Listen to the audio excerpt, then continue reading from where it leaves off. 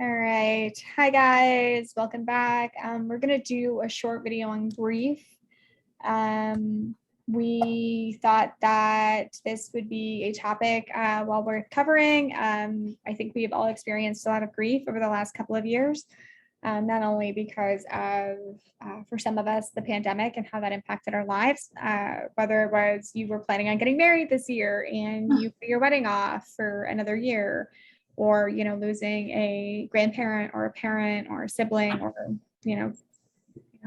hopefully, not a child, or a child. We've all experienced big losses this year in general.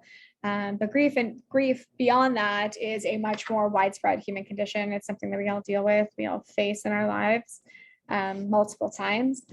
It is a strong, sometimes overwhelming emotion for people, regardless of whether their sadness stems from the loss of a loved one or from a terminal diagnosis or someone, or even someone they love, right? If like my parent received a terminal diagnosis, there's grief there. There's what's called anticipatory grief. I don't know if that's part of this presentation, but sometimes it's just the anticipation of the grief you're going to feel, even before you have felt it, it's a very real feeling, and a lot of us feel like we're crazy people for experiencing it. So we're like, why are we doing this? But it is what it is. You might find yourselves feeling numb or removed from daily life, unable to carry on with regular duties while you're dealing with your sense of loss. I always describe this as kind of feeling like you're on the outside looking in, right? The rest of the world is going on, and you are sitting with your feelings of sadness, grief and loss in this particular situation, but in general, can be any emotion. You're feeling disconnected from those around you. Grief is a natural reaction. Grief looks different for everybody, I think, whether it's the immediate outpouring or my husband's great-grandmother when he lost his my husband's grandmother when he lost his grandfather. For her, grief was caring for those around her.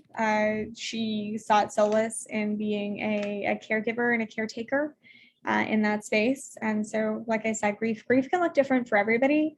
Examples of loss: the death of a loved one, the ending of an important relationship, the ending of a job, right? If you're fired in particular, or even myself, like I worked with CPS in some way, shape, or form for 7 years. And for the first time in a long time, I'm not working with CPS at all right now. And it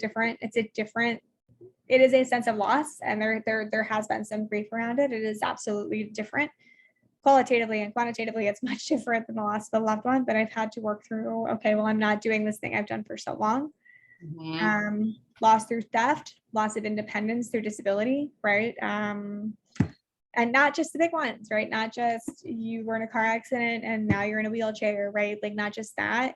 The loss of your hearing, right, can be a gradual process, but it changes the way you view the world. It changes the way the world views you, whether that means to or not. I've worn hearing aids since I was 16. When I was in college, I literally had a professor tell me that, oh, that's too bad you have hearing aids. Now you'll never be a doctor. And I'm like, what a weird thing to say to somebody. Like that makes what are you talking about? Oh my God. It was nonsense. But adoption is it's a time of grief, right? It's a time of celebration, right? A child has a new family. That's amazing. They are also losing an old family. They're losing that people bring your shared window. What? Hold on. Sharing, just pause. Let me see if I can. I assume I'm still recording. It is still recording. It's still recording. I've just lost the screen. Here we go. Oh, here we go. All right, hold on. That's so funny. You know what happened? It's because the last one just finished. Okay, there we go. What? Oh, okay. Yeah, guys, that was weird. Okay, grief reaction. So like I said, grief looks different from everybody. Feeling empty or numb, like you're in a state of shock. No, that can't be true. No, this isn't my life. Physical responses: nausea, trouble breathing, crying, confusion, lack of energy. It can mimic depression. can be depression. Like grief and depression can go hand in hand. I have not spent a ton of time studying grief. And so I would have to do a little bit more research if that's something you want to know more about, but I'm happy to learn more about that so that we can have additional conversations. Lack of energy, dry mouth, changes in sleeping and eating patterns, anger, anger, right? Like whether it's a cancer diagnosis and you're mad because you're mad at God, you're mad at life, you're mad at yourself, right? For not moving faster, or there's a wide range of situations where people get angry. If it's a loss of like a relationship, a lot of times people are obviously angry at that other person for ending the relationship, but that anger can come out of a grief response. Guilt about what you did or didn't do, that guilt can manifest itself as anger later on. You could be really angry at yourself or angry at somebody else for not doing something or not telling you, right? So if you find out your partner's having an affair, but you find out that like your best friend knew before you did and they didn't tell you, right? Like that kind of anger, it can start it can start moving outward to the people in your life and in your circles. Withdrawal from family, friends, and common activities. That's also a sign of depression. But sometimes it's important to take that space for yourself, right? So withdrawing on a short timeline is sometimes a really healthy response. If you find yourself withdrawing for 6 months or a year and you're not kind of re-engaging ever at any time, if it's negatively impacting your ability to live your life, if you're like not able to go to work and things like that, it could be signs of depression. I threw out that timeline just because I was like, if you're withdrawing for 6 months, from like your family and friends and from like everybody in your life, like 6 months is a really long time. If you find yourself withdrawing for like a month from everybody in your life and you're not talking to anybody and you're completely shut down and you don't have anybody that you're talking to, that can be signs of depression as well. But if it's like you're at home with your family, with your partner, with your kids or whatever, and you're still engaging with them and in their lives, you just don't want to engage on a larger scale for a long period of time, I think that's a little bit different, but there's some nuance there that I did not adequately just describe. So if you feel like you're withdrawing from reality or from like your family and your friends in your life, and you would like to talk more about that, let's talk more about that. Difficulty focusing, making decisions. Making decisions requires your brain to be able to attend to focus on a thing.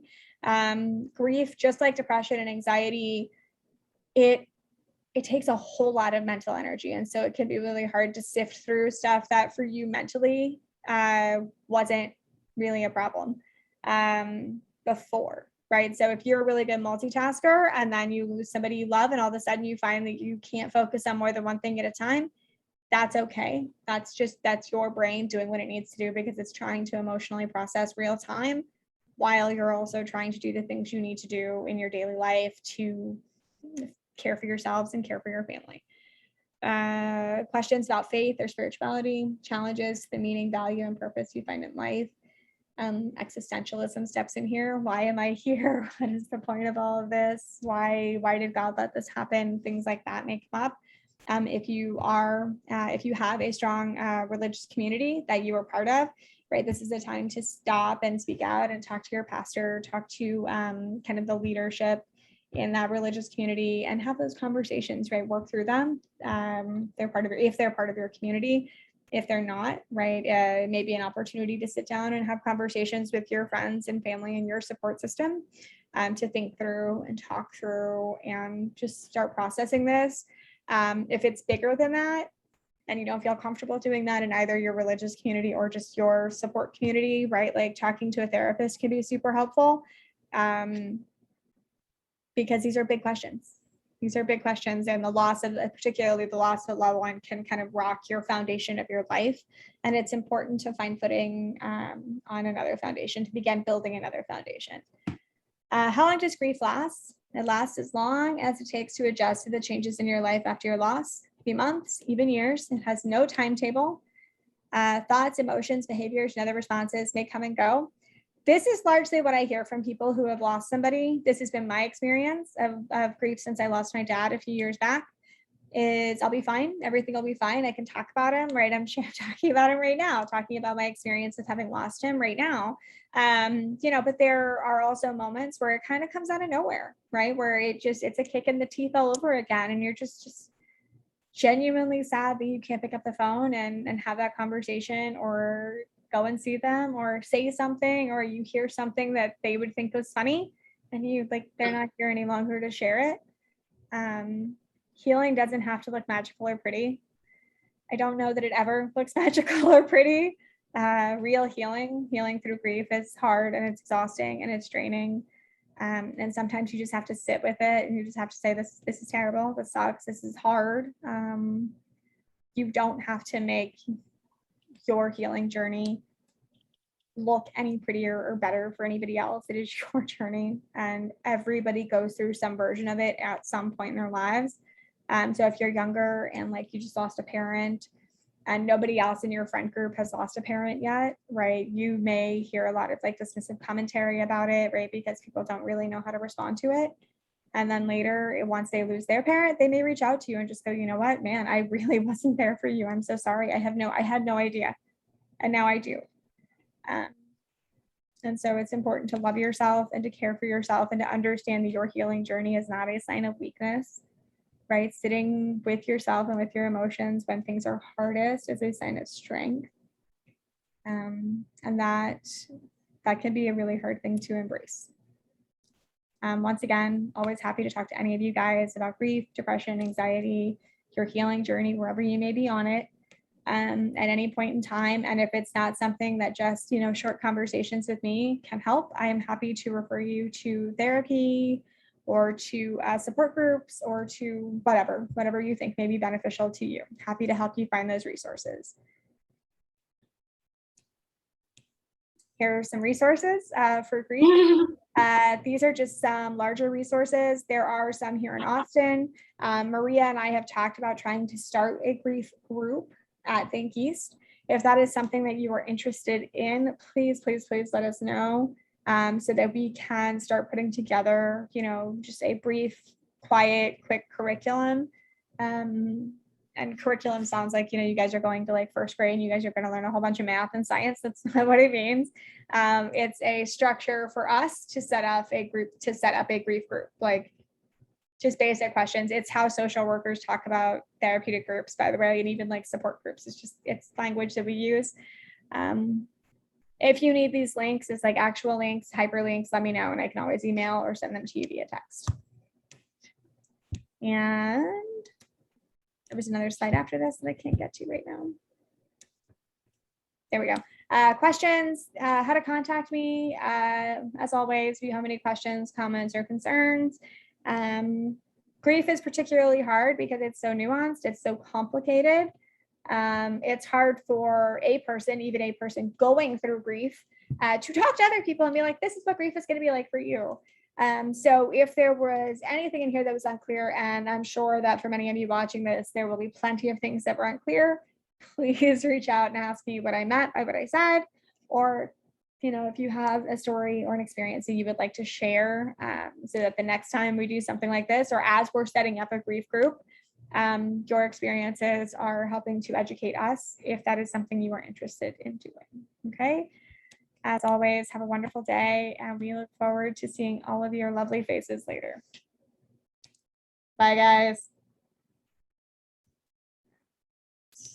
Man, then there's this delay. There's always a delay with the end of recording. I don't know.